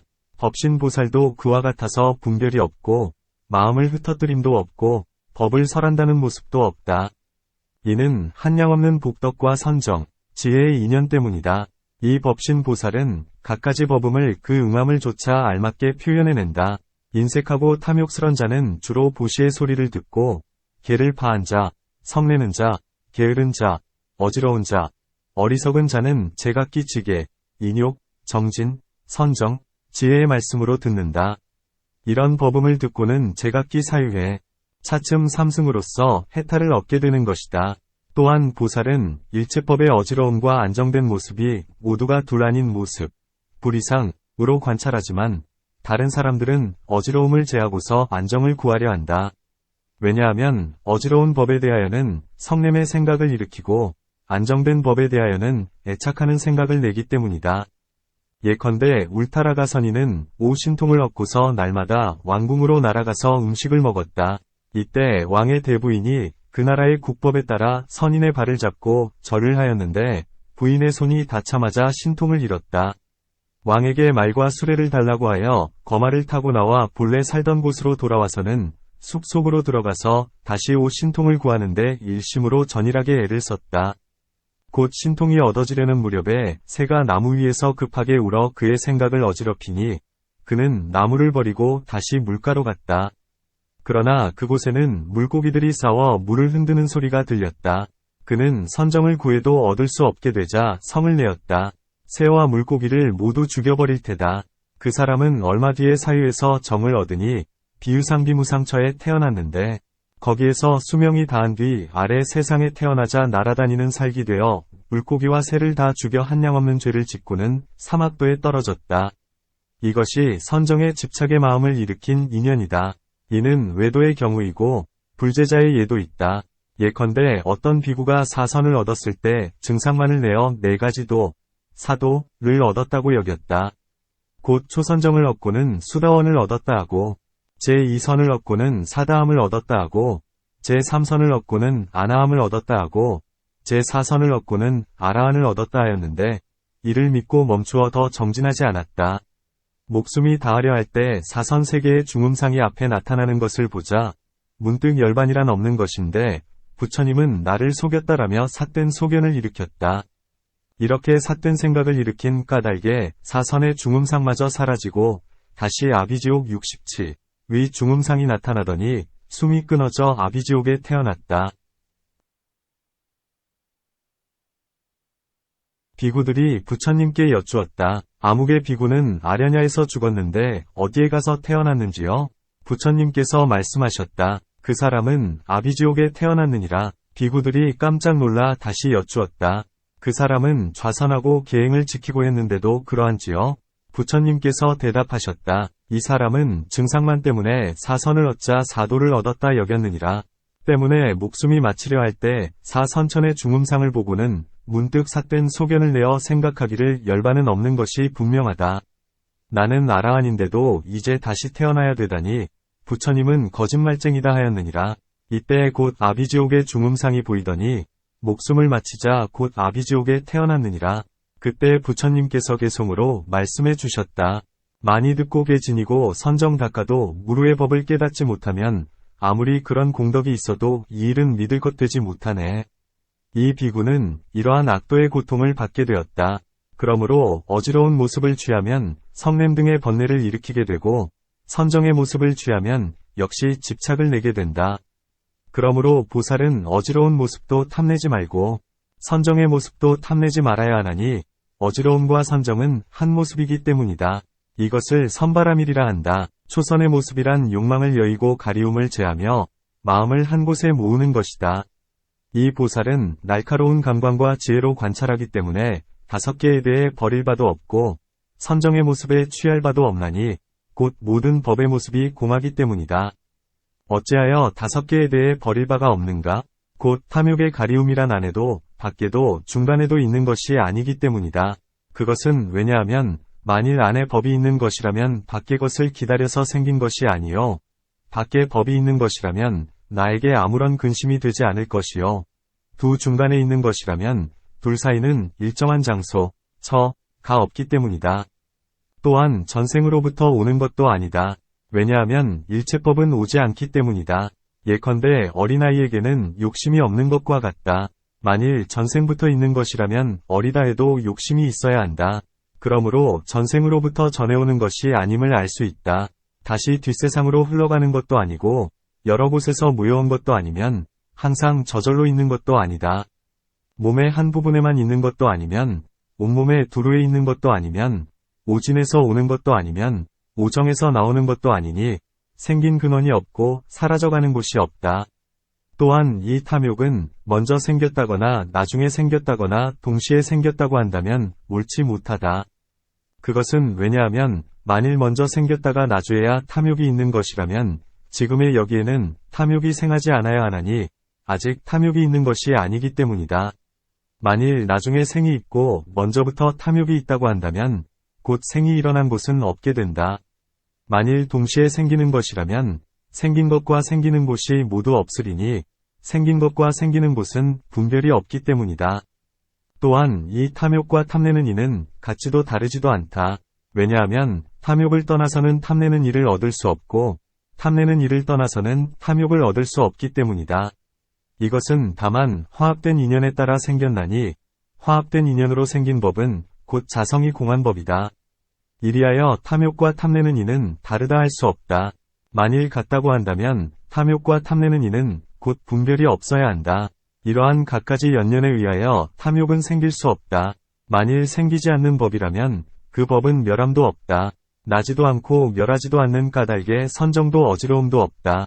이와 같이 탐욕의 가리움을 관찰하면 선과 하나가 되리니 나머지 가리움도 그와 같다. 만일 모든 법의 실상을 얻어 5개를 관찰하면 있는 바가 없게 되리니 이럴 때에 5개의 실상이 곧 선의 실상이요 선의 실상이 곧 5개임을 알게 된다. 보살은 이처럼 오욕과 5개, 선정과 나머지 바람일, 이 한 모습임을 알아 기대는 바 없이 선정에 들어가니 이것이 선바람일이다. 또한 보살이 선바람일을 행할 때는 나머지 5바람일이 화합해서 도와주나니 이것을 선바람일이라 한다. 또한 보살은 선정의 힘으로 신통을 얻으며 선정에서 일어나지 않고서도 잠깐 사이에 응이 시방의 여러 부처님께 꽃, 향, 값진 보배 등 갖가지 공양부로 공양한다. 또한 보살은 선바람일의 힘으로 무수하게 몸을 변화해 나투어 오도에 두루 들어가서 삼승의 법으로 중생을 교화한다. 또한 보살은 선바람일에 들어가서 온갖 악하고 착하지 못한 법을 제한하니 초선 내지 비유상비무상정에 들어가고 그 마음이 부드럽게 길들어서 낱낱의 선에서 대자대비를 행하며 자비의 인연으로서 한량없는 법의 죄를 멸하여 모든 법의 실상지혜를 얻는다. 그러므로 시방의 부처님들과 큰 보살들의 아껴주심을 받는다. 또한 보살은 선바람일 가운데 들어가서 천안으로서 시방의 오도에 있는 중생들을 관찰하건대 새끼에 태어난 이는 선정의 즐거운 맛을 받아 오히려 금수 가운데 떨어져 갖가지 고통을 받는 것을 본다. 또한 6개의 여러 하늘들은 칠보의 연못에서 꽃향취에 홀려 즐기다가 나중에 짜고 끓는 똥물지옥, 한비시지옥에 빠지는 것을 보며 인간에 태어난 이들은 들은 것이 너무 많고 세속적 지혜에 지나치게 총명하여 바른 도를 얻지 못하기 때문에 오히려 돼지, 양 등 축생 가운데 떨어져서 아무 분별도 없는 것을 본다. 이렇게 갖가지로 큰 즐거움을 잃고 큰 괴로움을 얻으며 큰 이익을 잃고 큰 쇠운을 만나며 존귀함을 잃고 비천함을 얻음을 안하니 이런 중생에게 가엾이 여기는 마음을 내어 차츰차츰 늘어나 크게 가엾이 여기는 마음을 이루어 몸과 목숨을 아끼지 않고 중생들을 위하여 부지런히 정진해서 불도를 구한다. 또한 어지럽지 않고 맞들이지 않으므로 선바람일이라 하나니 부처님께서 사리불에게 말씀하셨다. 보살은 반야바람일 가운데 머물러 선바람일을 구족하나니 어지럽지 않고 맞들이지 않는 까닭이니라. 무엇을 어지럽다 하는가? 답. 어지러움에는 두 종류가 있으니 하나는 미세한 것이요 둘째는 거친 것이다. 다시 미세한 것에 세 종류가 있으니 첫째는 애욕이 많음이요 둘째는 교만이 많음이요 셋째는 소견이 많음이다. 무엇을 애욕이 많다 하는가? 곧 선정의 즐거움을 얻고는 그 마음이 즐기는데 집착되어 맛에 애착하는 것이다. 무엇을 교만이 많다 하는가? 곧 신정을 얻을 때에 생각하기를 어려운 일을 이미 얻었다 하고는 스스로가 높은 채 하는 것이다. 어떤 것을 소견이 많다 하는가? 곧 나라는 소견 등으로 선정에 들어가서 분별하여 모습을 취하고는 이것만이 진실이요 나머지는 거짓되다 하는 것이다. 이 세 가지를 미세한 어지러움이라 한다. 이 인연에 의해 선정에서 물러나 삼독의 마음을 일으키니 이를 거친 어지러움이라 한다. 맞들인다 함은 처음으로 선정을 얻고는 일심으로 애착하니 이것이 맞들임이다. 일체의 번뇌가 모두 능히 물들이고 집착하게 하거늘 어찌하여 애욕만을 맞들인다 하는가? 답. 애욕과 선정은 비슷하다. 왜냐하면 선은 마음을 거두어 굳게 머무는 것인데 애욕 또한 오로지 집착하여 버리기 어렵기 때문이다. 또한 처음으로 선정을 구할 때는 마음이 오로지 얻기만을 원하고 그의 애착함을 본성으로 삼으며 용락하여 오로지 구하니 애욕과 선정은 서로 어긋나지 않는다. 이미 선정을 얻었더라도 깊이 집착하여 버리지 않으면 선정을 무너뜨린다. 비유하건대 남에게 물건을 보시하고 반드시 그 보답을 바란다면 복덕이 없어지는 것과 같다. 선에 있어서도 맛에 애착하고 선 그 자체에 애착하는 것 역시 이와 같다. 그러므로 애욕만을 맞들인다 하고 다른 번뇌, 결, 는 맞들인다 하지 않는다.